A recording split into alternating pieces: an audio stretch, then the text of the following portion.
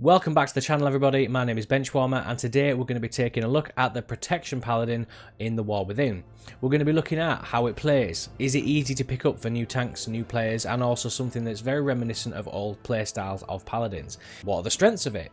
What are the hero talents and which ones do I like? And also which ones do I think is going to be the best pick?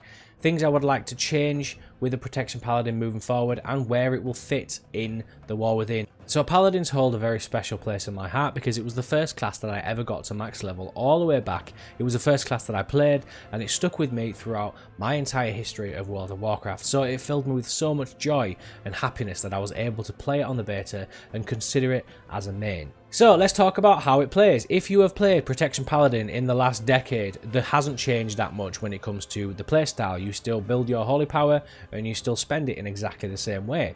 The only thing that has slightly changed in the War Within, and something that the players have been complaining about for a very long time, is you are very dependent on standing in your consecration, and that is still very much the same. However, there is a new talent called Sanctuary where consecration's benefit persists for 4 seconds after you leave it, so you have a bit of movement. The problem I found in Dragonflight, and I remember in Shadowlands, is that if you move from your consecration, you will be losing so much of your class benefit.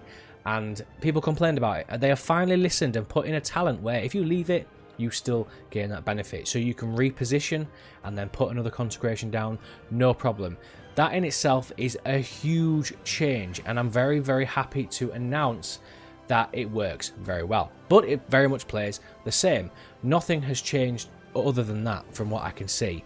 The only thing that I will say, and I'll talk about that when we look at the hero talents, is that there are certain talents that you are sort of shoehorned into if you want one of the hero talents to work. So on this channel we talk about bench warmers, people that don't have a lot of time to play high-end content like Mythic Plus and Mythic Raiding, and don't have a lot of time to learn the class, so they'll jump on YouTube, watch a couple of guides and then go from there.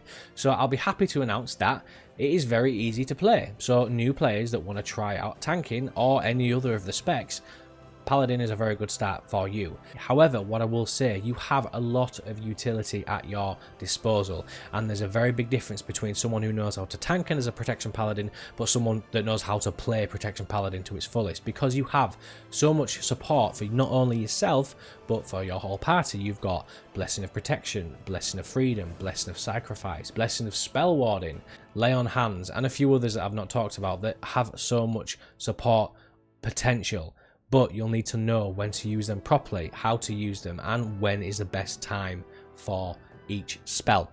So learning not only that, but also how to use them effectively, that's where you'll maybe need to spend a bit more time learning about guides and learning how to play the class. But in its core foundation of a Protection Paladin as a tank just on its own, completely fine. You won't have any problem picking it up.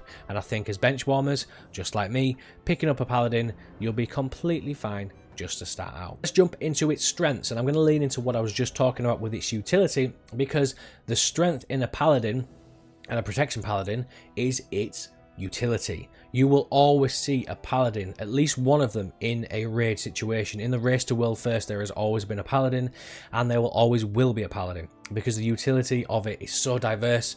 You don't have that with any other class. Now shifting the mindset over to a Mythic Plus situation, even if Paladins don't find their way into meta tank, the best tank, if you don't care about that and you don't want to play the absolute giga broken spec, which normally I don't, I like playing for fun, Protection Paladin is absolutely amazing when it comes to its playstyle. And also, if you don't want to be the best class, having a tank around that has so much utility is a massive plus, because you can heal someone. You can use your holy power spenders to either buff yourself with a bit of armor and a bit more tankiness and do a bit of damage with Shield of Righteousness, or you can heal people with your Word of Glory. So you have so much diversity.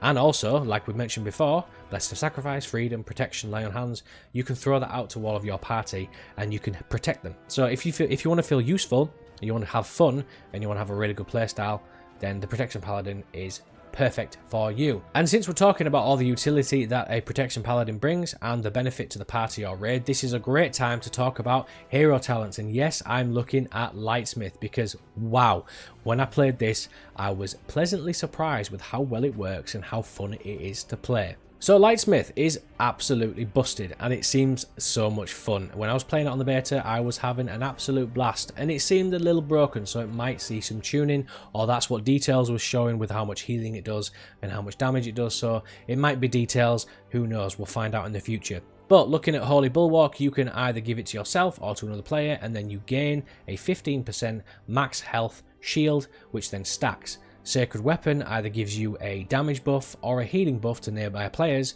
depending on which one you pick, and then you can talent in to make those even stronger. Not only that, you have something called Rite of Adjuration or Rite of Sanctification, and basically what you do is you put that on your weapon and it either gives you stamina or it gives you armor and primary stat buff, and that's just a buff for you, but it's pretty cool. And what I was finding was I was doing 700k HPS and Holy Bulwark was 90% of that healing. So I don't know whether or not it's a details thing that's reporting differently or it's busted and it's going to get nerfed, but I was having a lot of fun with it, and I feel like, especially in Mythic Plus, you may see Lightsmith as this pick to be the best one. Now moving over to the right hand side of the hero talent section, we are looking at Templar. Now I found myself picking Templar more than Lightsmith just because of the aesthetic fantasy purposes. You really do feel like a holy infused paladin that's going to smash down and smite your enemies. Basically, every time you press Eye of Tyr, it turns into Hammer of Light, and then you hammer down on your enemies with this massive hammer, and it looks really cool. And I found myself picking it just because of that. You get more benefit out of Lightsmith to yourself and to your party, but if you want to look cool, Templar is the one to go. But not only does it do that, it seems to also benefit some defensive side of your tanking. So if you want to be a little bit more tankier and you want to look cool, pick Templar. Now, what I will say with Templar, and I feel like I am not only the first person to complain about this and I won't be the last, we always pick Eye of Tyr for your defensive toolkit and in our talents, but Templar works directly with Eye of Tyr, so if we don't have it, it doesn't work. Now I feel like we shouldn't really have a hero talent that's dedicated to one talent. It feels like it should be something that is separate, something that works with your entire toolkit, but it isn't dependent on you picking one talent.